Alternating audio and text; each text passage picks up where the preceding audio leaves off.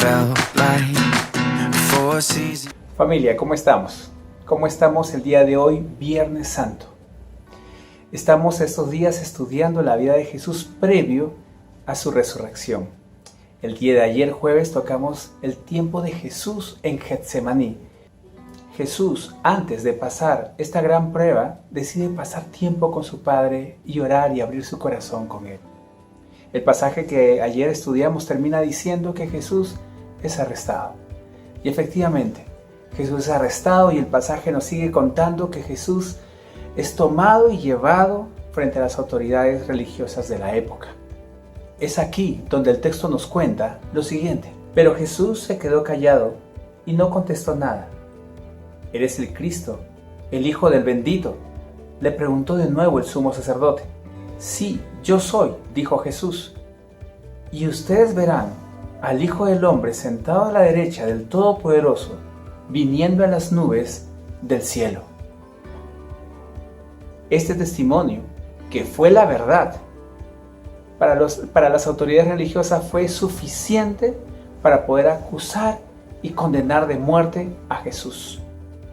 Jesús es condenado a muerte por decir la verdad frente a un grupo de hombres que no quiere aceptar, ni conocer, ni darse la oportunidad de escuchar a Jesús y finalmente entender que Él efectivamente era el Hijo de Dios.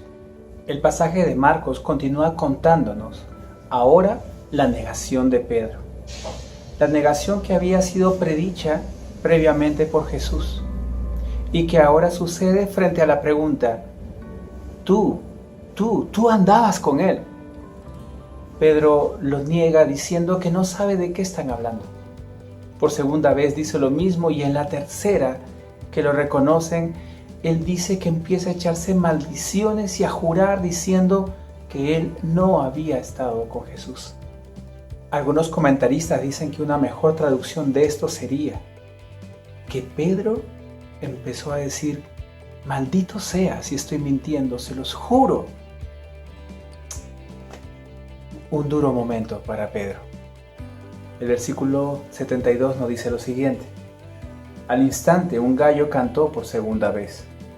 Pedro se acordó de lo que Jesús le había dicho: antes de que cante el gallo por segunda vez, me negarás 3 veces. Y se echó a llorar.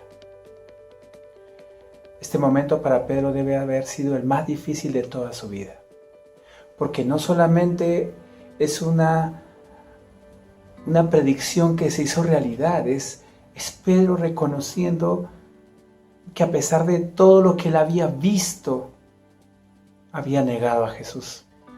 No había podido mantenerse fiel y firme, a pesar de saber de que Jesús realmente era ese a quien un día le dijo: ¿a quién iré? ¿A quién iremos? Y solamente tú tienes palabras de vida eterna.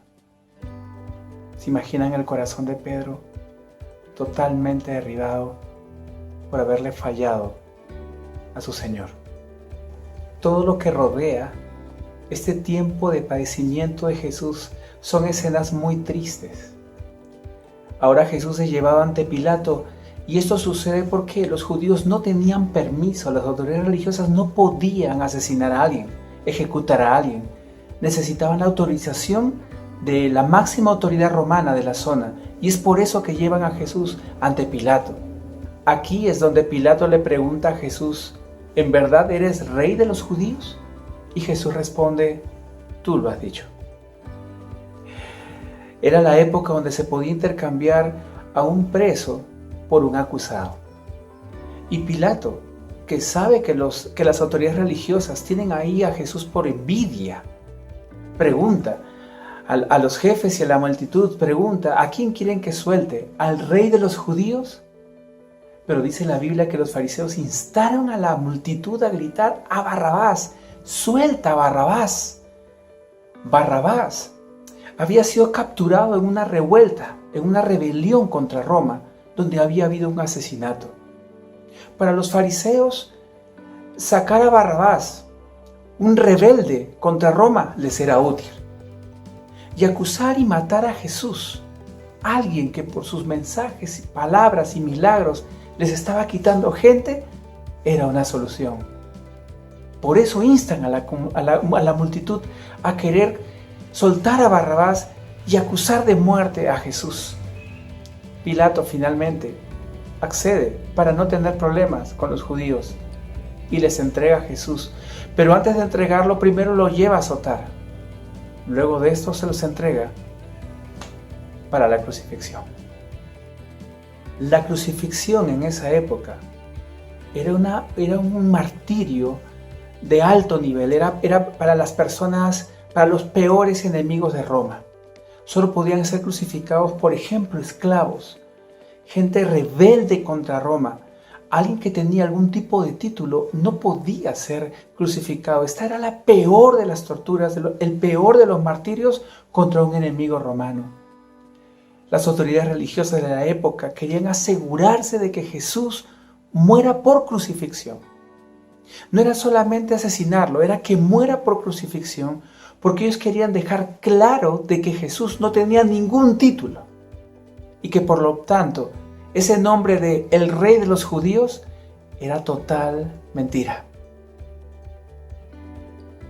Sin embargo, el sufrimiento de Jesús no anuló la verdad, porque Jesús no solamente era Rey de los Judíos, es Rey de toda la humanidad.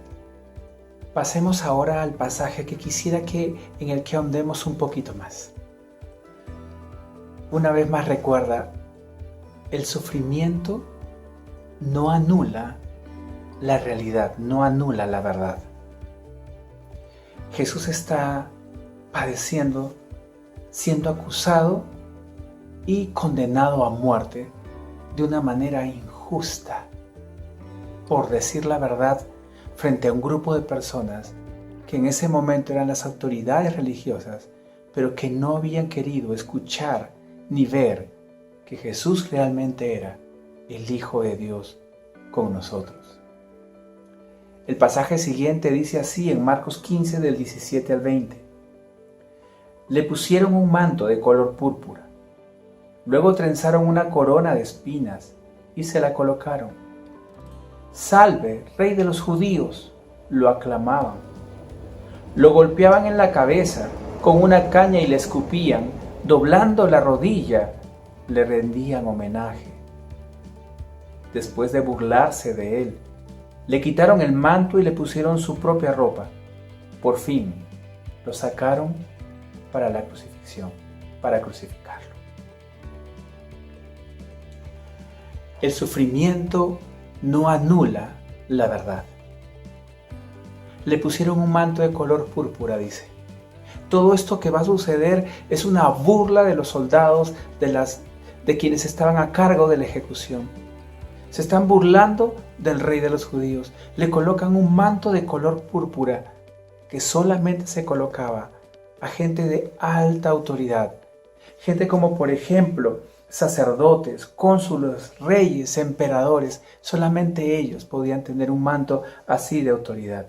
Luego le colocan una corona de espinas, el manto y la corona, símbolo de un rey. Claro, se están burlando de él, pero el sufrimiento no anula la verdad. Jesús realmente es rey y lo dice la palabra, lo dice claramente, Señor de señores, Rey de reyes.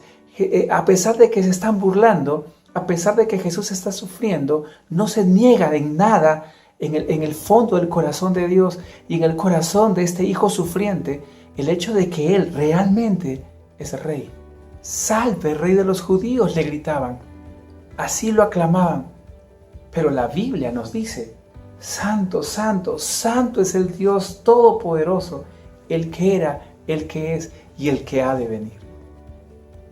El sufrimiento no quita la realidad de que Jesús realmente es totalmente aclamado y que lo merece. El pasaje continúa diciendo, lo golpeaban en la cabeza con una caña y le escupían, doblando la rodilla, le rendían homenaje.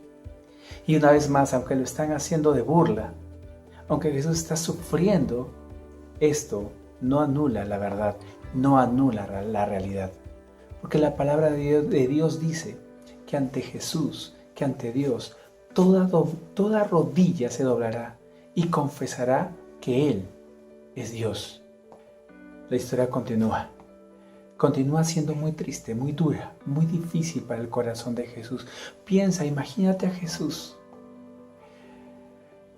que aunque la realidad y la verdad no está anulada, como 100% hombre, Él está asumiendo el desprecio, el rechazo, el dolor, los golpes, los insultos, los escupitajos.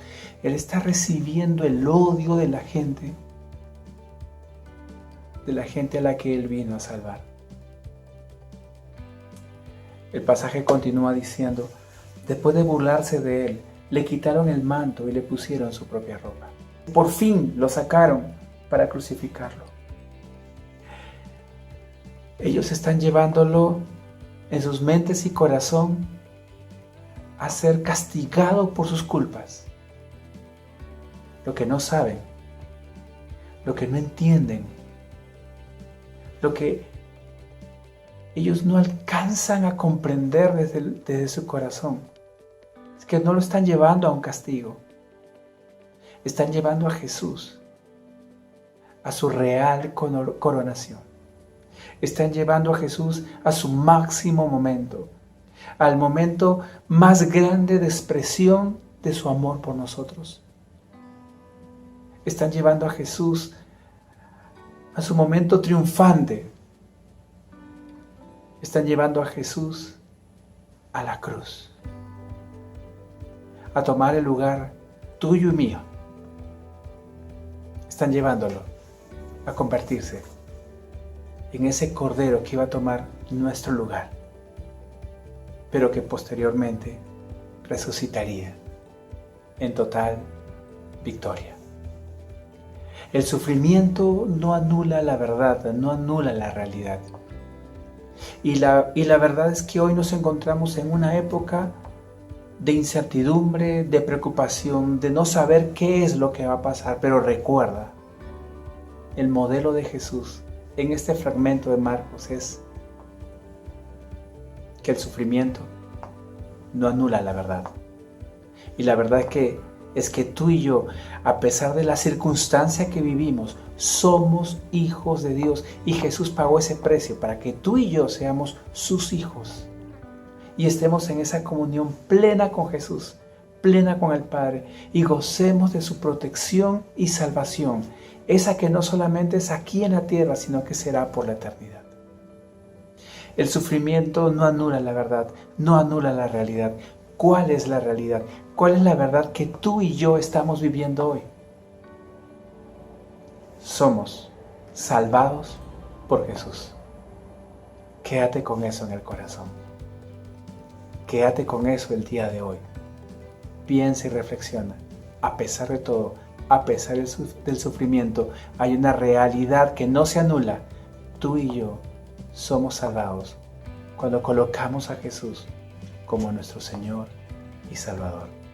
Para eso vino, para eso murió, para eso resucitó. Que el Señor te bendiga. Conéctate con la Confra Ciudad Salitre y síguenos en nuestras redes sociales.